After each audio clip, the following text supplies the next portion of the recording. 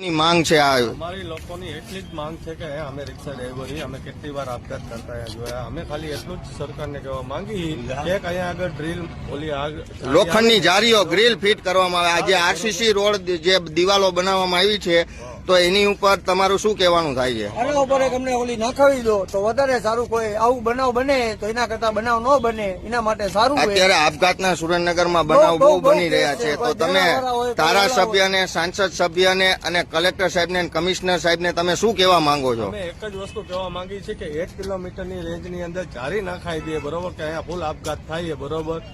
અમે બધું જોવી જ છીએ એટલે અમે ખાલી આટલું કહેવા માંગી. સાચી વાત છે તમારી કે આ બ્રિજ ઉપર ઘણી પણ આવી મોટી અનહદ જાનહાનિઓ બનતી હોય છે અને તેની પાછળ તંત્રને પણ હેરાન થવું પડે છે લાશ ગોતવા માટે.